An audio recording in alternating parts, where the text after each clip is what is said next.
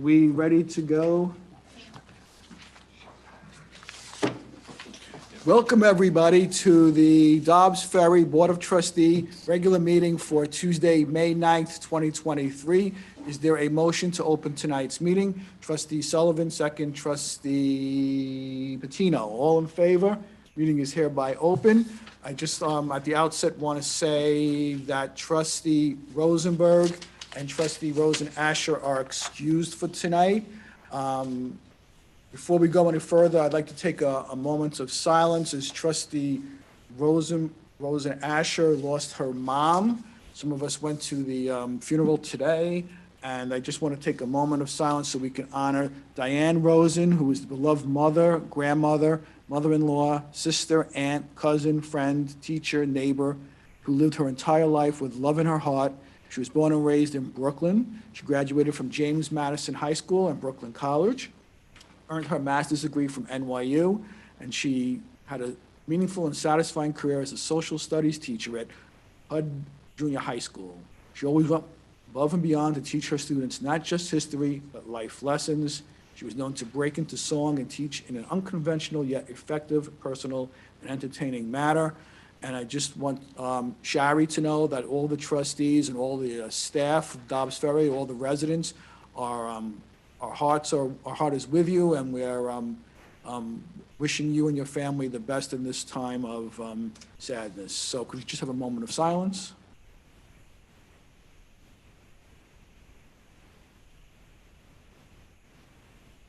Thank you, everyone. And before we go further, can we have the Pledge of Allegiance? Rise for the Pledge of Allegiance. I pledge allegiance to the flag of the United States of America and to the republic for which it stands, one nation, under God, indivisible, with liberty and justice for all.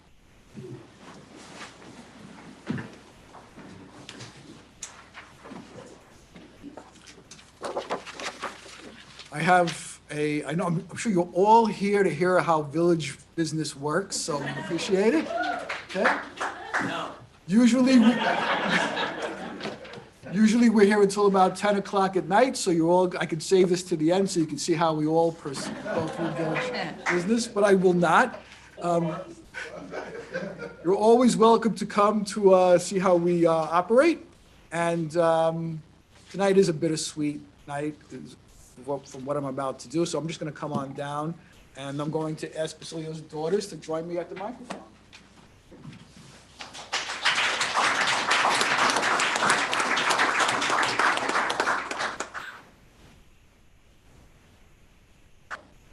So for those of you who don't know, Mayor was mayor for years.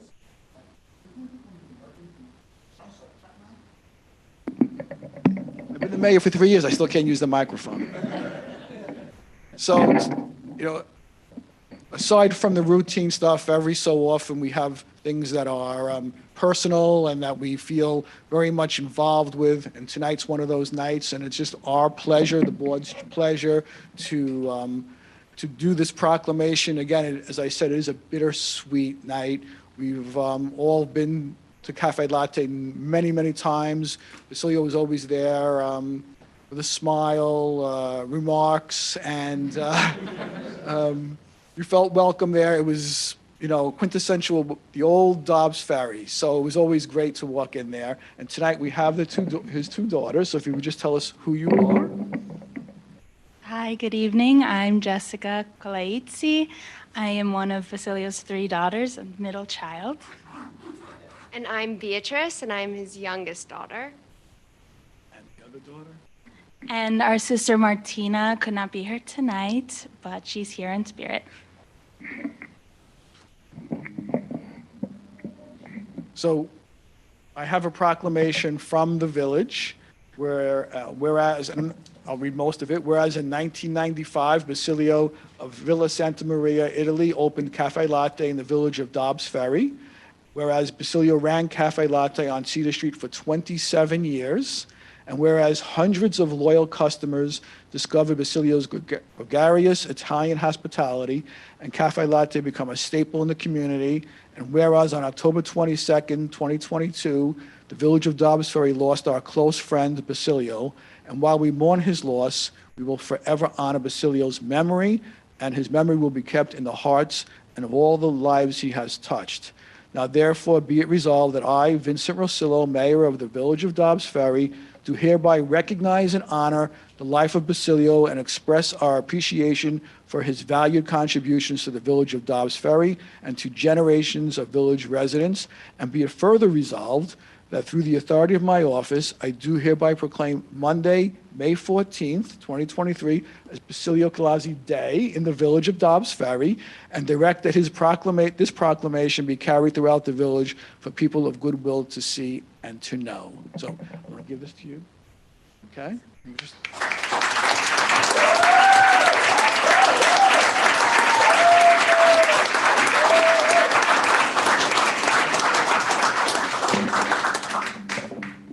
Well, quick shout out to our sister Martina, who managed to make it here online. Hi, we see you.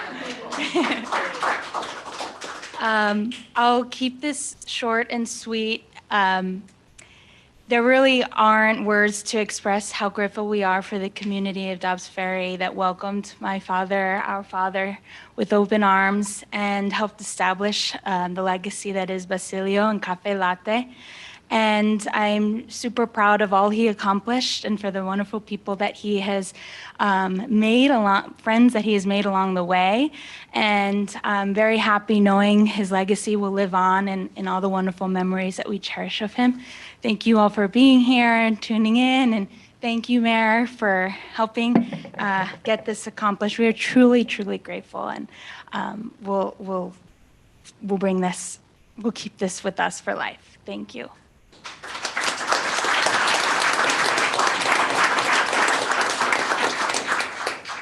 I just wanted to say we are very honored to accept this on his behalf, and growing up in Dobbs Ferry was a big part of our lives, and just the community that we were surrounded by and the community that he was surrounded by will forever be special to us. And I wanted to thank all of you for just adding that to his life.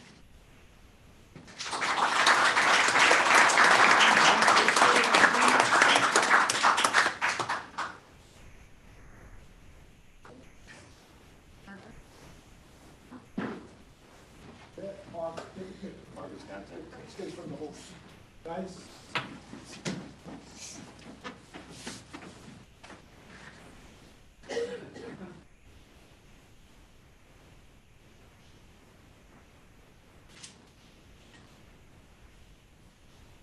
Thank you, everybody.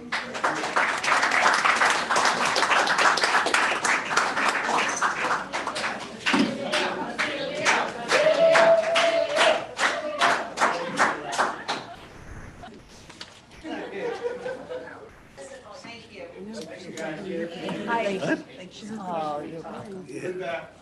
10 o'clock, right? 10 o'clock. Thank you.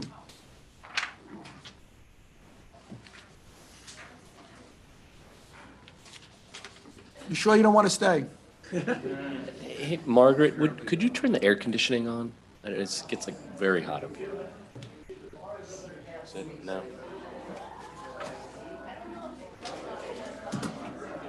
We'll shut it off on us. Save electricity. Very warm.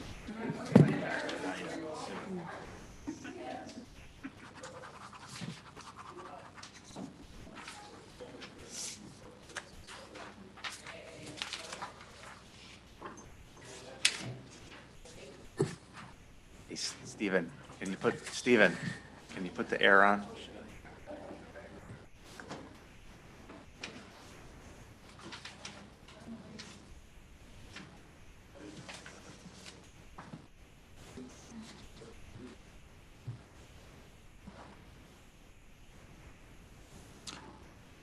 Okay, thank you. Okay, so we move to the appointments. We have to consider a resolution to accept the resignation of Dana Greco as a member of the nominating committee. Is there a motion to accept that resignation? Trustee Galen, second Trustee Taylor, all in favor? We've accepted Dana's resignation. Next is to consider a resolution to appoint Jason Baird as the member of the Conservation Advisory Board for a term of 3 years as recommended by the nominating committee. Is there a motion to appoint Jason to the nominating committee? Trustee Patino, second trustee Taylor, all in favor? Jason is appointed to that position. Action item number 3 is to consider a resolution to appoint Jason Baird as a member of the appoint him as a member of the nominating committee for a term of 1 year. Is there a motion? Trustee Galen, second trustee Sullivan, all in favor? We want to thank Jason for volunteering for 2 committees, CAB and the nominating committee, so thank you very much for your volunteerism. Number 4 is to consider a resolution to appoint Matthew Fry as the first alternate member of the Zoning Board of Appeals for a term of 1 year as recommended by the nominating committee. Is there a motion to do so? Trustee Sullivan, second trustee Galen, all in favor? That passes unanimously. Thank you again, Matthew, for volunteering for that position. And is there a resolution to appoint Dusan Davis as the regular member of the Parks and Recreation Commission to fulfill the unexpired term of resigned member Catherine Kay to expire in December 2026, as recommended by the nominating committee? Trustee Sullivan, second trustee Galen, all in favor? Again, thank you, Dusan. I also would like to announce the appointment of Mayton Hoyt to the Ad hoc Beautification Committee for a term of 1 year, as recommended by the nominating committee. And I'd like to announce the appointment of Dana Rosenberg to the Ad hoc Downtown Committee for a term of 1 year, as recommended by the nominating committee. Thank you for all of your offers and your willingness to volunteer for the village and help make us a more beautiful and effective place, so thank you. Next item on the agenda is a public hearing to consider amending a local law, zoning local law. So is there a motion to open the public hearing? Trustee Sullivan, second trustee Patino, all in favor? The public hearing is now open. Laura Lee, do you want to? Sure, I'm happy to, and we also have our village planning consultant here with us today. You've reviewed this a number of times in workshops and also at prior meetings.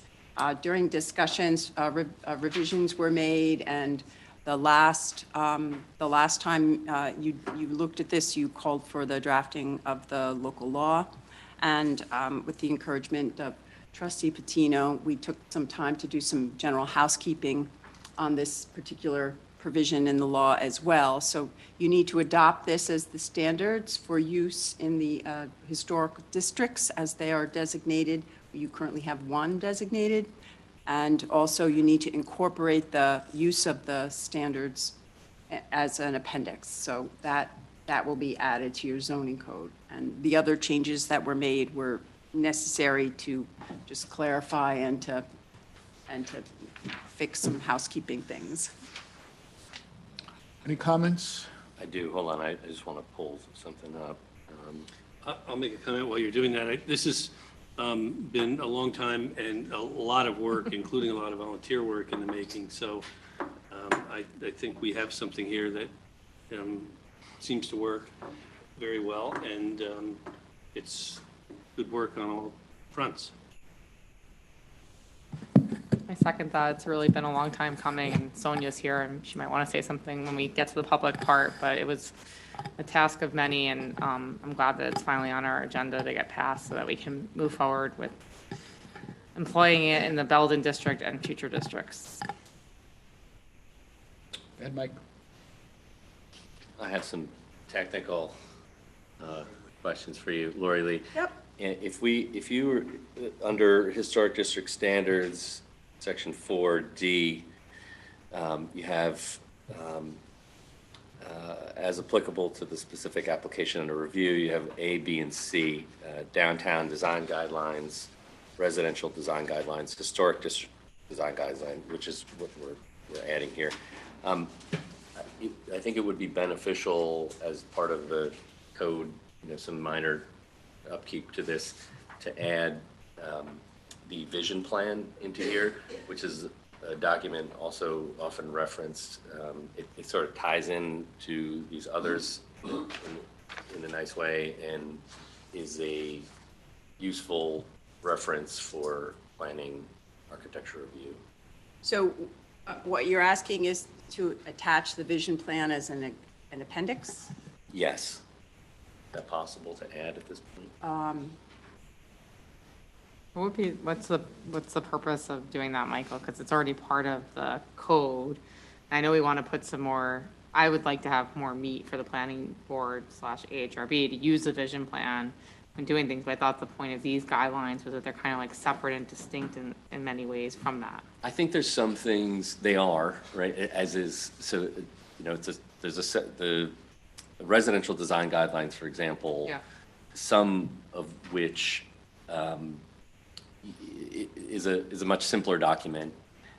And in some ways, you know, some of what's in there has been elaborated in the new document, but the new document, the Historic District Guidelines, only addresses those particular neighborhoods where the district. What the vision plan does is it has a number of other elements that are outside of any of these three documents that should be applicable during the review process. Is sometimes, I mean, I'm not sure what the current thinking on this is, but it's sometimes left out of the equation because it is not specifically referenced in this part of the code.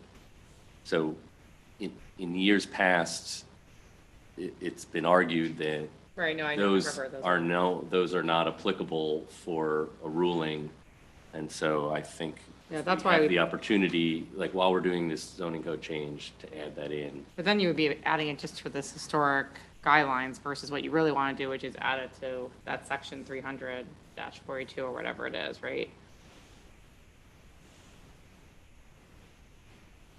It is referenced later in discussion in the code itself. It's referenced in I think procedures the bigger before. issue before was that there had been advice that because it's not considered a comprehensive, it's not called a comprehensive plan, it doesn't have the same teeth as a vision plan, so it's not binding. It stands in for the vision plan, but the vision plan is not a law. It's a resource to be reviewed, and so you would like it to be If this isn't the referenced place or for added? it, we can look at this later. I guess, Yeah, I think- Valerie, you have a, it is I know what he wants to also do, and I get it, aging, but I don't so think this is the right way to do it. pardon? it's aging. We're working on that.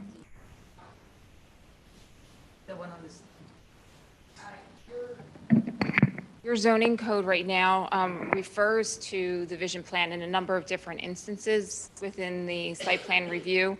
And there are attachments that specifically have like the view corridors. That map is in the vision, actually in one of the appendices for the zoning code.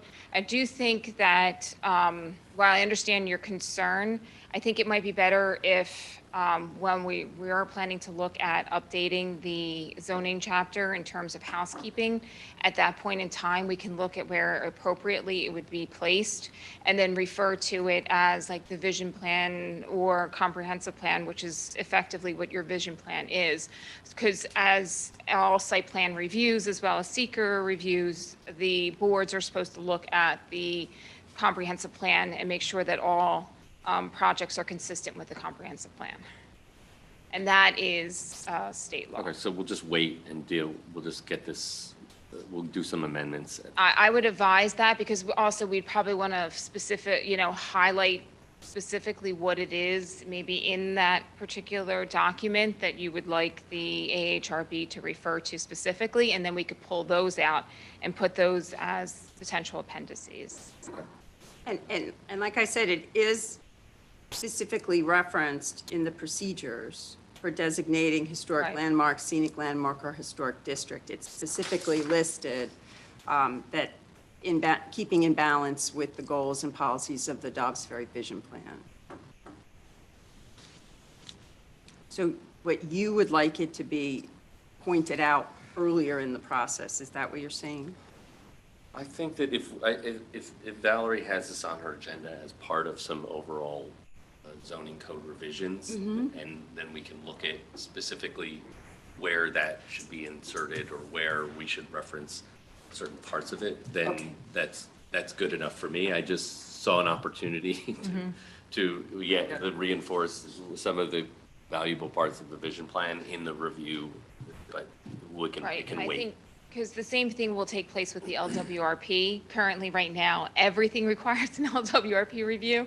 And really, in most communities, that you really focus on very specific types of projects, the more intensive types of projects.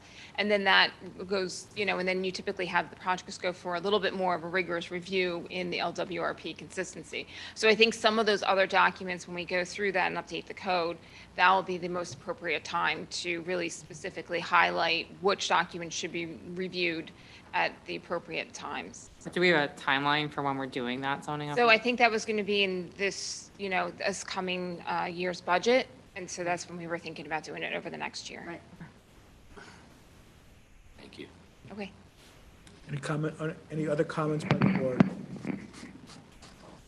No, I'd just like to also thank Mr. Tilley. It's a great document. I know you put a lot into it. The photos, diagrams, drawings, and of course narrative, which we talked about a lot. But we appreciate the thoughtfulness, care, and just overall rigor here. So thanks. I agree with that. Any other comments from the public? Want to come on up? While she's walking up, I'd like to thank Sonia for all the work that she's done. She's accepting a... I remember all those years ago when you brought it to our attention. That seems like forever ago, but It does. thank you for being patient. Of course, yeah. I just wanted to say thank you. It has been almost 10 years since I started this process. And I started it shortly after moving to Dobbs Ferry because I moved here from a historic district in Philadelphia, and I experienced all the benefits. It was a much stricter kind of historic district in Philadelphia. It was extremely, some would call it onerous, but those of us who lived there understood the reason for it, and we appreciated it. And I saw the neighborhood transformed while I was living there, and I saw the value of our home just go up because of all of those changes that the Historic Commission encouraged everyone to make. So it was a great experience, and now I'm excited that it's happening in Dobbs Ferry, which is such a beautiful historic village and is so deserving of care and preservation. So thank you all for getting this through, and thank you also to Steve Tilley, who did such a wonderful job and was such an inspiration throughout this whole process and taught me, everything that I know about it. So thank you. Again, thank you, Sonia. It seems like yesterday when you came up to us. So it was 10 years ago, okay. Anybody else?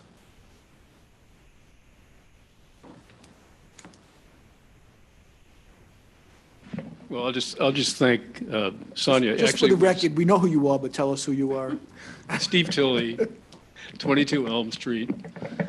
And yeah, my job number, I think, is 2018. So I think the groundwork preceded that considerably. So yeah, really thanks to Sonia for spearheading this.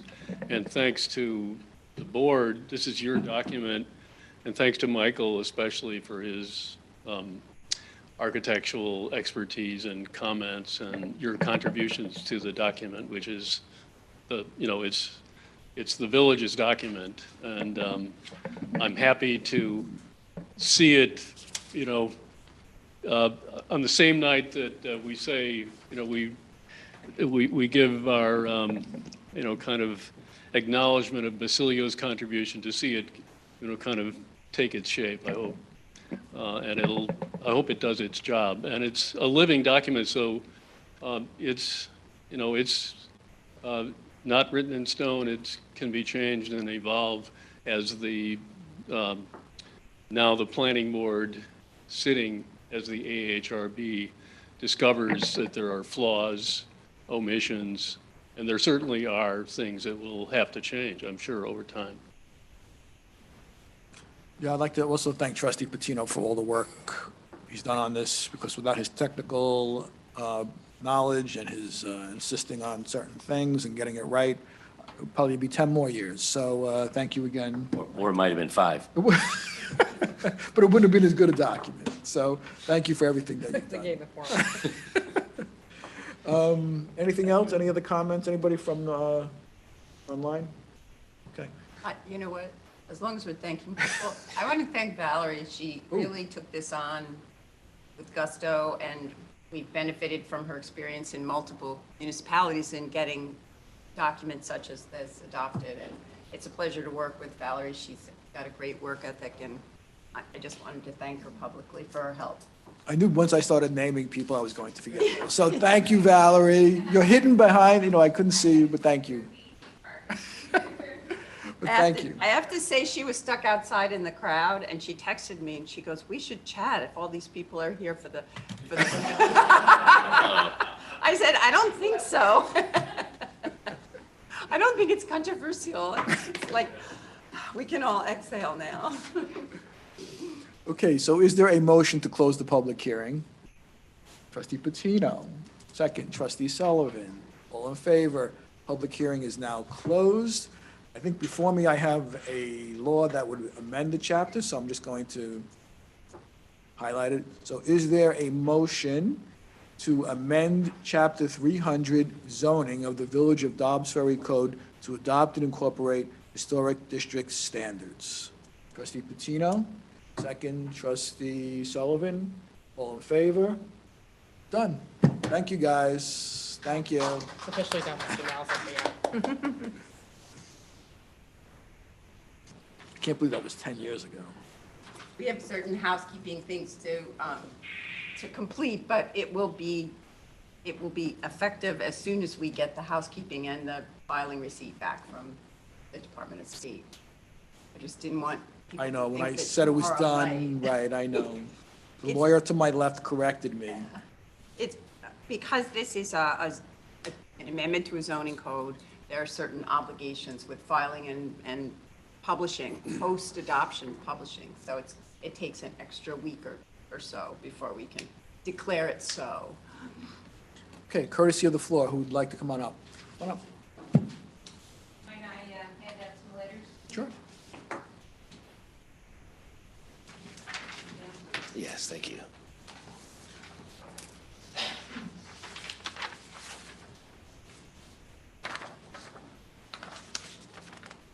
My name is Veronica Corian, 5 Hudson Terrace. I've been a resident here for 50 years in Dobbs Ferry. Hudson Terrace for 20 years. I sent a letter to you, Mayor Rosillo, and each board member in January concerned about the parking for the Hudson Terrace residents who do not have parking behind the house. In the past, they would get a business district sticker and they would be able to park at Blue Meters. And I questioned what would happen as I have an apartment for rent. And I never received a response. So again, when you opened up the email for parking, I sent the letter again, and I still haven't gotten a response. I'd like to read the letter. Sure. Please advise.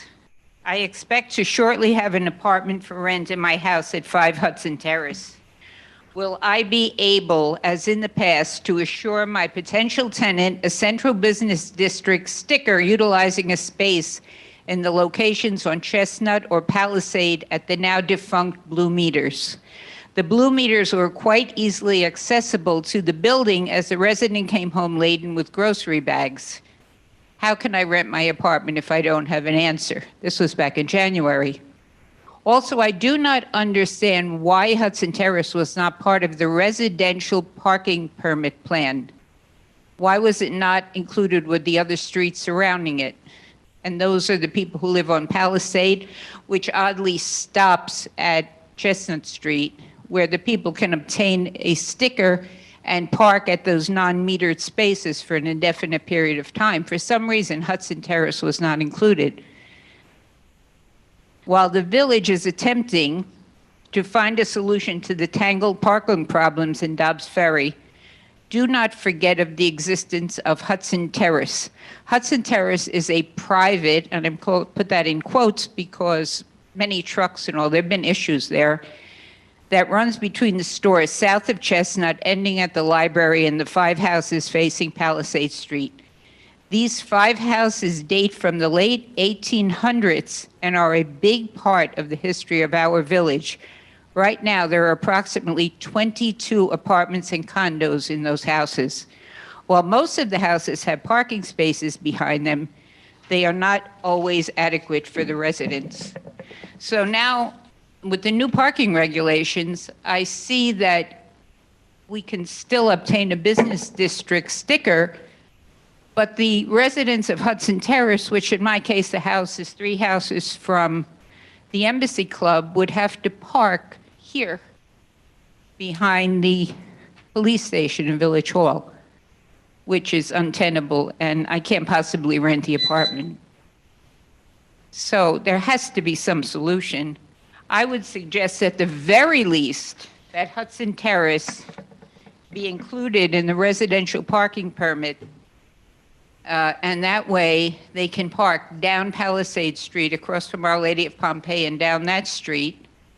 That's not ideal, but it's certainly better than parking here and walking to Hudson Terrace. It's just not doable. Nobody would rent the apartment. Can I just, Sure. the residential on-street residential parking permit system, on-street permits are governed by the state law and are part of a home rule message taken years ago to give permission to the village to issue permits for particular streets that were justified as needing this permit system. Because this street did not appear on that list, it would be actually against the law for you to issue permits to permit parking. Hudson Terrace has 2 addresses. One is Hudson Terrace, and on the map of the village, they also have a Palisade Street address. The 5 houses there face on Palisade Street, and there are steps that go down to Palisade Street, so they are actually on Palisade Street. Hudson Terrace is an alleyway behind the houses. So if they had a Palisade Street address, you're saying even though with a Palisade Street address, they still would not qualify for? No, I believe they would qualify, Oh, okay. but no, people completely ignore Hudson Terrace. Right, but I'm saying if they have a Palisade Street address. Yes. We can check and see, but if it's a Palisade Street address within that zone, if it fits within there, then they should be eligible for that kind of a permit. I believe that The attorney, very what strongly. Laurelie is saying is that we cannot pass a law that allows that to happen because that comes from Albany. So we can't just say, you know what, we're going to extend it to this street. But if you're saying that it has an address on Palisade Street, we certainly can look at that and see if they're eligible for that permit. Yes, there's a big issue with Hudson Terrace because when the sewers broke two summers ago, and Stephen Trezza, there was no sewer map for Hudson Terrace. He was, I can't tell you how much he was searching for a sewer map because the buildings from Main Street all came together and crossed Hudson Terrace, so it's a very gray area. That's actually an alleyway, and I believe it used to be for horses or something from 1886. But the houses are facing Palisade Street.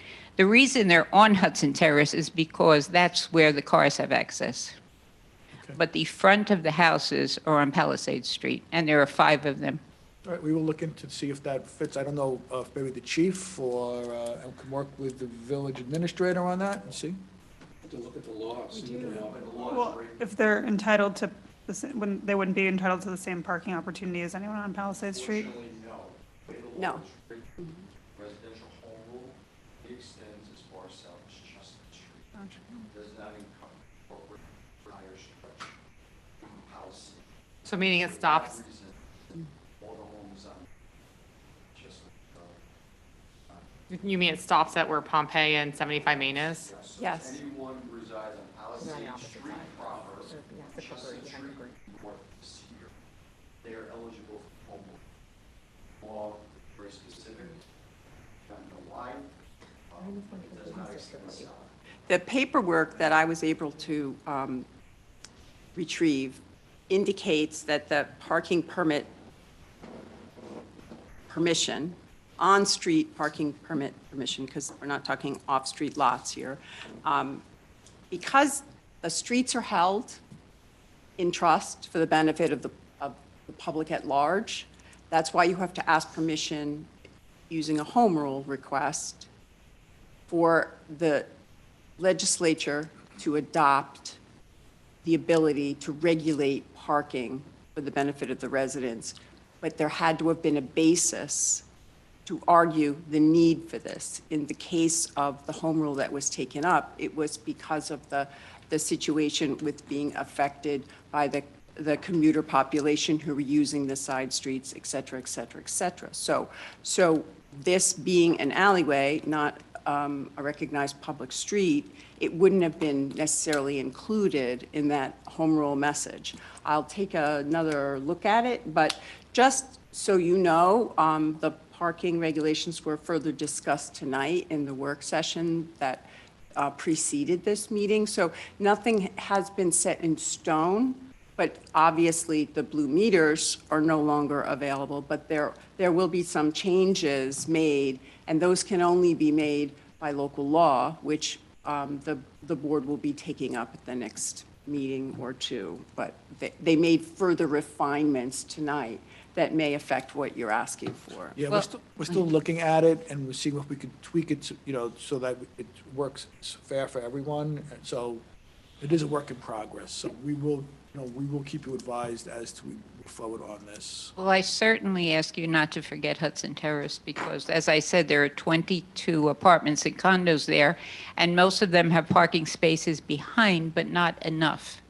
And the blue meters worked out very well. The blue meter sticker worked out very well because there were blue meters right there at the foot of the steps. But now, where does one park? Where could you possibly park? You mean If you live... night, you mean, or? Anytime. If you live 2 doors or 3 doors down from the Embassy Club on Hudson Terrace, and you don't have a parking space on Hudson Terrace, where would you park? Where do the people who live on Palisade Street, south of Cedar Street, currently park? They Off have... the Chestnut. Most of those, South of most of Chestnut those Street. homes have off-street Right, parking. but if They have off-street parking. all of them do? Most of them, I said, I'm- yeah. No, they park on the street. You They can park- park on the street. There are meters there. You're talking about toward the train Well, station. right, I'm asking the chief, like, to what parking are those folks who live on, if these Hudson Terrace folks have also a Palisade Street address,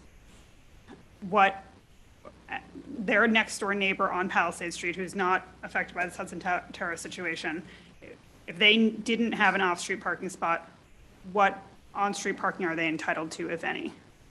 They would park on the street and not a big parking. There's no permit that they're eligible for.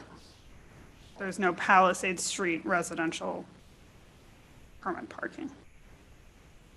You're saying they were eligible under the Central Business District? Central Business District, They and can I've park. owned the home for 20 years, and every year we bought a sticker, and we're able to park at the blue meters. But now the stickers say, since there are no more blue meters, you can park here behind the police station, which is, it's 4 blocks. Yeah. You carry grocery bags or anything. I mean, that, at night, that's not doable.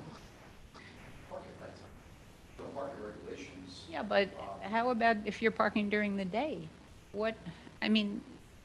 You don't know when you're coming in and out. You might be working from home, you might be visiting there. There has to be a place to Right. park that's, We hear you. We'll Less than- discuss your situation again, and we'll let you know. So that's all I can tell you right now. I can't come up with a solution right this second, but we will go over it. We will not forget you. I think what Please. happened maybe is we're still, in January especially, we were still trying to figure out even the basics. So we're fine tuning it, and we'll address your situation. I don't know what it will be, but we will address your situation. I would appreciate that. Thank you. You're welcome. Next, come on up.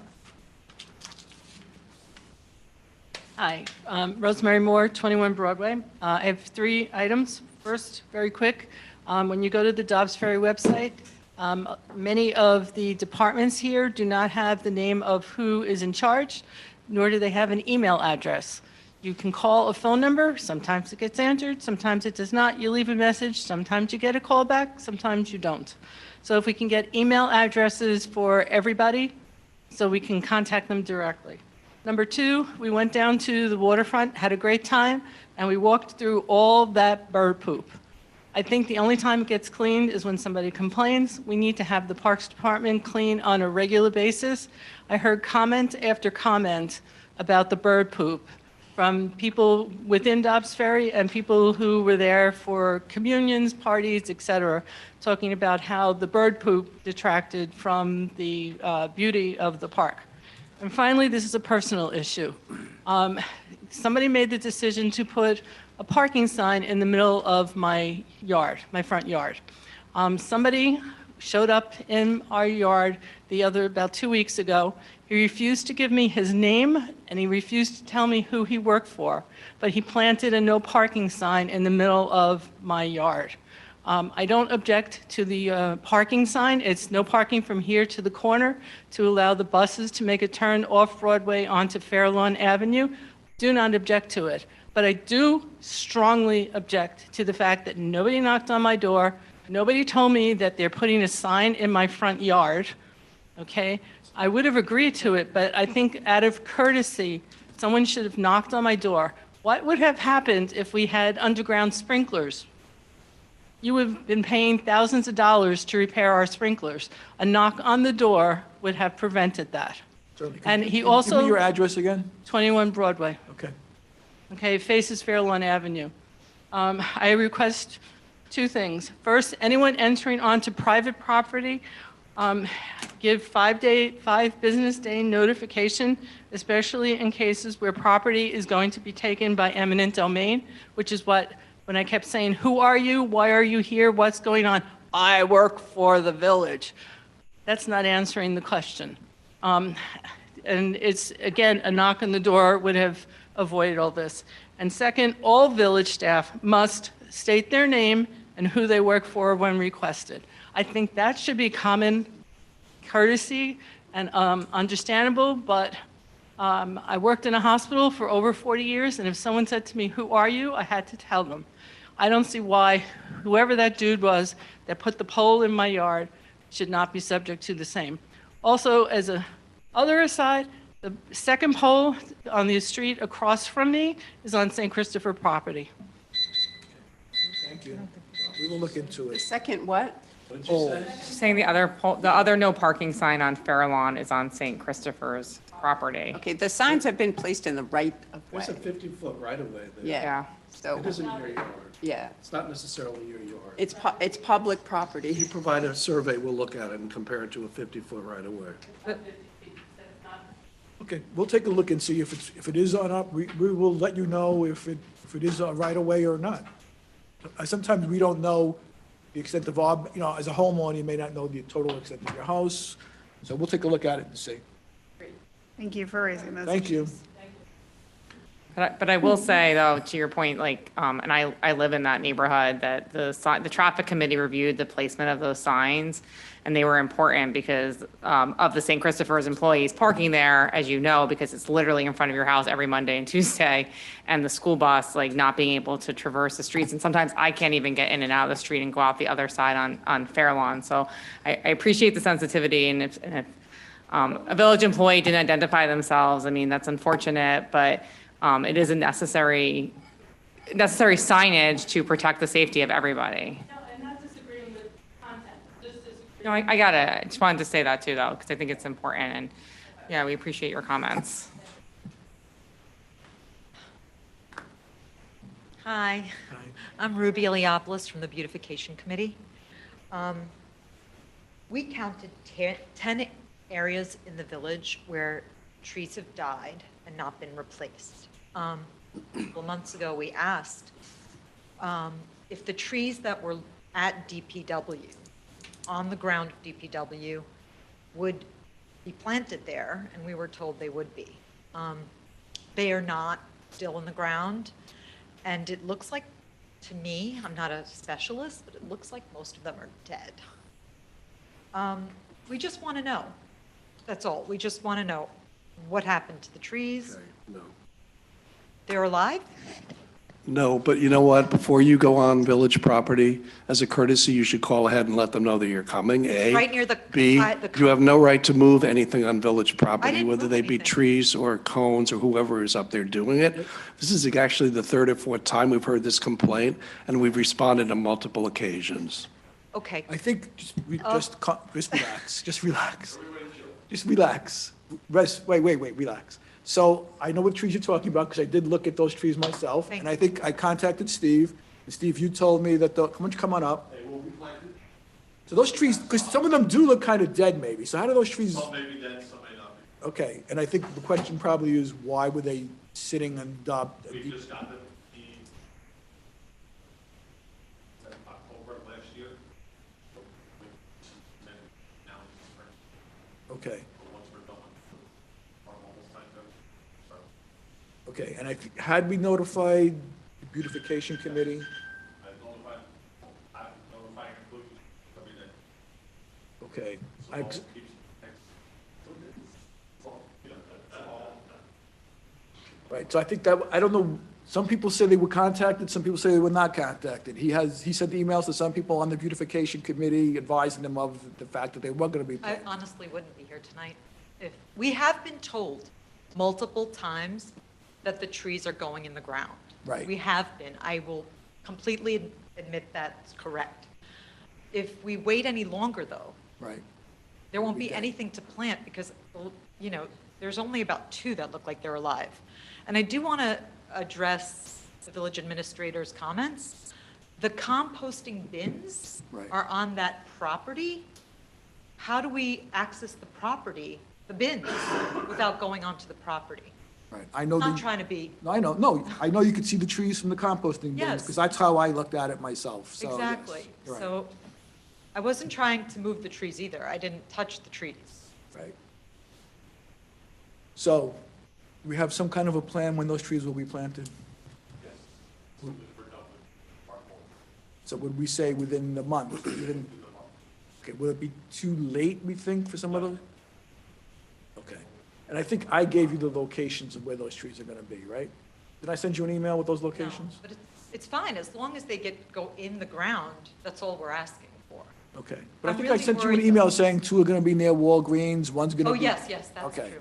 okay. I just want to say that if June comes around and we get a heat wave, they're not watered.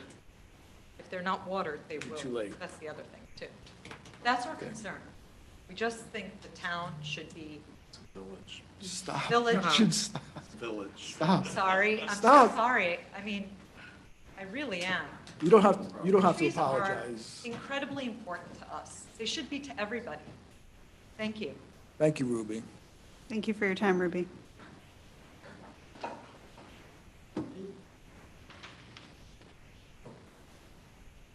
I'm a little nervous about saying anything.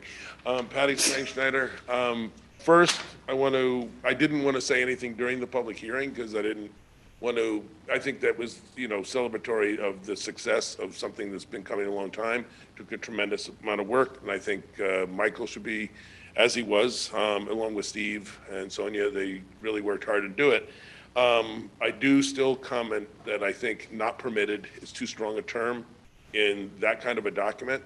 I don't think that's appropriate. The Secretary of the Interior doesn't use that term in theirs. It's not recommended or What are you recommended. referring to, Patty? Sorry. The historic, What's not permitted? they have categories of recommended. Oh, I see. Saying anything is not permitted. Saying anything's not permitted. But for example, last week we were before, whenever it was, we were before the planning board as the architectural review board, dealing with a house on Northfield where they had moved the columns before we got involved in the project. At that point, somebody saying, well, this would have had to have been done this way, really wouldn't have been in the interest of the architectural review board. So that's not a historic district. As long as we only have one historic district, I realize this is not a big deal, but I think it's just not permitted as too strong a term in it. But the second thing about this is the importance, I think, for this document to be understood as being used much more than just in historic districts. This works, as I think Michael pointed out, in tandem with the residential code guidelines. It doesn't. It only applies to the actual district. I totally understand that. What I'm saying is. I was that- careful to draft it that way because it That's- should not be expanded beyond that. Yes. That's terrific. It's a really useful document that could be used by many people just as information so that they can do better work with what they're trying to do with their community. Because Dobbs Ferry is a wonderful historic community. And then the real reason I'm here is we're seeing more issues with the ADUs not being something that we can do in the MDR1 zoning district. Building inspectors are in a kind of strange circumstance where they're having to go and make inspections on houses which they know have additional units without being able to write a summons, without really being injurious to the people who are living there. So we want the safety, we want the inspections done for hot water heaters and things like that. I think the building inspectors have a good idea about how to fit this. I know Valerie has, talked about why they didn't include the MDR1 zoning district, but there are at least 17 of those units that would be perfect right now down on Ridge Road. And I think we should be trying to get as many of those units legalized as we can. I think it's in the public interest of safety, and it's also in the interest of affordability. Thank you. Finished in time. Can you save those 3 seconds for the next one?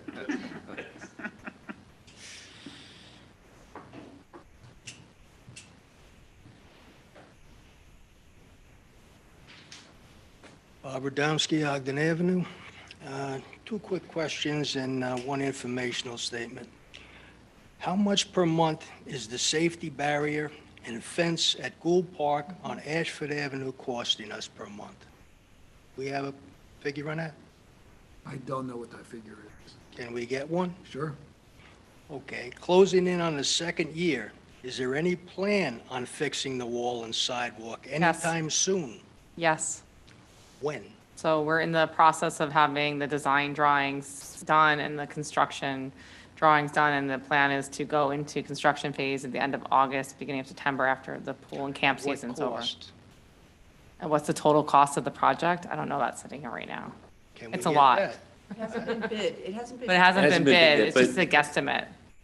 I mean, I think you'll be happy to hear there's some elements of Gould Park that were formerly there. We are going to rebuild or reintroduce, primarily the stair that connects Ashford Avenue to the upper field. Yep. There's a plan for a stair right next to where the pool fence is on Ashford, so it'll be a couple of 100 feet from where the old stair was. There's also incorporated ramp, there's work on the basketball court, there's work, general landscaping, paving. It's a big project. Drainage. There's a lot of drainage-related issues, which is why we ended up in that situation in the first place. So I'm particularly focused on it. I was there, Stephen, Monday for 3 hours.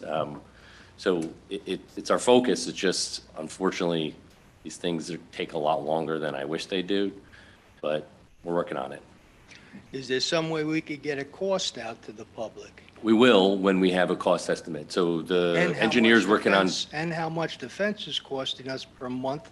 And can we cut down But on the what, we amount can't of get, fencing? we can't get rid of the fence until I we, understand until we that. Can rebuild the cut down sidewalk. on the amount of fencing? It looks like you don't need that whole thing fenced off. I don't disagree with you on that, but that was part of a decision that, that I believe the police department and DPW made when when that was But installed. some of it's already been fixed, so some of that should be down by now. Okay, just asking. Yeah. I mean, I'm a taxpayer for 50 years here, and I'd like to know. Okay, one other thing. This is just an informational statement. Last week was designated as Hurricane Preparedness Week, and we're more than due for a major storm. And I more than likely have seen more major damage in one 16-hour shift than all of you people combined have seen in your lifetime. I was the one stuck out there having to knock on the door, have people yell at me because I was one of the first people on the site. And all you could do was stand there and listen to them if you wanted to keep your job. A lot of this damage could have been prevented. Now, a lot of these people be screaming at me for no reason. I didn't do nothing. It's your fault. No, it's not my fault your dead tree came down on my wires and took them all out for the whole neighborhood. We have a tree committee. Why don't we get them around and start looking at some of these dead trees? I had one tree on Ashford at Jennifer. I was down that time, and she couldn't get it taken down. I called her up and I told her, this is what you tell the Con Ed rep. And within 4 hours, that tree was down. There are ways. You just have to know what you're looking at. Thank you. Is there anybody online? Everywhere. Let's move on to the resolutions. Is there a motion to consider a resolution to ratify actions taken to support a grant application by Mercy College and enter into a memorandum of understanding with Mercy College and Westchester Medical Center?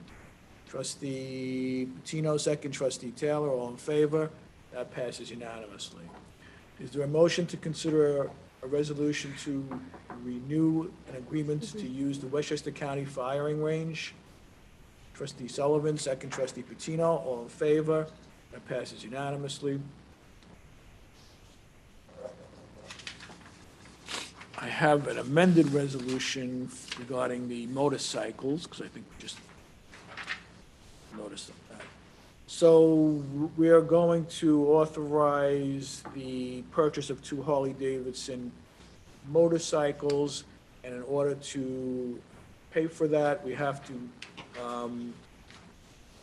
increase one line item on the budget, actually increase 2 line items on the budget. So we have to, we had the wrong numbers at first, so I'm going to mention that the correct amount in the fund should be in the amount of $66,962. So is there a motion to award the bid to purchase 2 2023 Harley-Davidson Electra Glide motorcycles? Was there, I'm sorry to interrupt, but was there a grant associated with this? There is a grant associated with Okay. that, yes. I think that's, will be reimbursed fully, is what the chief is saying. Okay, good. That was my memory. Yes. Still matters what it costs, but. Right, yeah, you're right. Thank you. Is there a motion? Trustee Patino, second. Trustee Taylor, all in favor? That passes unanimously. Is there a motion to authorize the emergency repair of the Dobbs Ferry Fire Department tower ladder? We have a letter from the fire chief. I think he says he doesn't know the exact cost of it, but it should 12 be to around 15. 12,000, yeah, right, 12 to $15,000. So is there a motion? Trustee Patino, second. Trustee Galen, all in favor? That passes unanimously. Is there a motion to adopt a resolution regarding the beekeeping, I'm going to pronounce it wrong, apiary? Apiary. At the stage of the night, I couldn't even say my own name. Registration rules, is there a motion? Trustee Patino, second. Trustee Sullivan, all in favor? That passes unanimously. Is there a motion to schedule a public hearing to consider a local law to provide permit exemption for individual vendor participants at sponsored sidewalk sales? So this is a Trustee Galen's giving me a Well, high he five. said, is there a motion? I was. Right. You're right. There's a motion. This is, we have to, Right we have now, to provide. all vendors have to get their own permits. In this case, when it's a organized or sponsored sidewalk sale event, it's the sponsor or the organizer that gets a single permit on behalf of all of its vendors. That's all it does, it clarifies. Okay, so is there a motion to schedule a public hearing, which the public hearing will be scheduled for May 23rd, 2023 at 7:30? Trustee Galen, second. Trustee Sullivan, all in favor? That public hearing will be scheduled for that date. Is there a motion to accept the resignation of Anna Teague as village clerk effective April 28, 2023, as per her letter of resignation? Trustee Taylor, second. Trustee Sullivan. That is accepted. And is there a motion to consider a resolution approving the audit of claims as submitted and recommended by the village treasurer? Trustee Taylor, second. Trustee Sullivan, all in favor? That passes unanimously. Okay. Trustee liaison reports and announcements. Trustee Galen, do you have anything? I wanted to remind everyone about the Phoenicia Flea coming up that the Downtown Dobbs Ferry Committee is bringing to the village in partnership with the rec department. There will be a Dobbs Ferry community tent. We've let folks know, a bunch of organizations and committees, that if they would like to participate in that they are welcome to do so, and anyone else who's interested can email downtowndobbsferry@gmail.com. And we're also partnering with the Chamber of Commerce, the Downtown Committee, is partnering with the Chamber of Commerce and the Recreation Department on a number of the events for the sesquicentennial during 4th of July weekend, and I think they're all going to be fabulous and very welcome events. Thank you. Trustee Sullivan? I don't have anything. Trustee Patino? No, it's not true. I did have something. Okay, go ahead. Sorry. It's not really a liaison report, but Dobbs Ferry is having its inaugural evening games at Memorial Park on Friday and Saturday night for the Little League. So the softball games will be Friday night at 6 and 8:15. My daughter's playing at 8:15. And Saturday is the baseball, same time, 6 and 8:15. And there'll be concessions and souvenirs to buy and lots of fun. And they'll actually have announcers and the scoreboard working. So it should be fun for Dobbs. Trustee Patino? The CAB has a invasive bush removal at the Juring scheduled for May 21st. It was previously scheduled for this Sunday, which would conflict with Mother's Day, so it is now on the 21st. The CAB met with DPW and myself at High Street Park, which, for those of you not familiar, is that little triangular shaped park. There used to be an access from High Street to that part of the back of the train headed north. There's an additional stair there. That's been closed for a long time. At some point, it was cleaned up. It overgrew again, so we, CAB would like to start that process again. I think we did that, sent around an email earlier. I have nothing to report on a planning board. The tree commission, I think it's interesting to note that for the past few months, we've seen a reduction in the number of permit requirements, which I think means that it's having its intended effect, which is that people are planting around their trees rather than through them.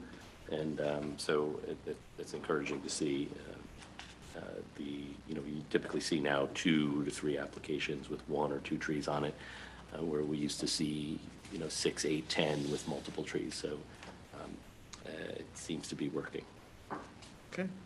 Trustee Taylor?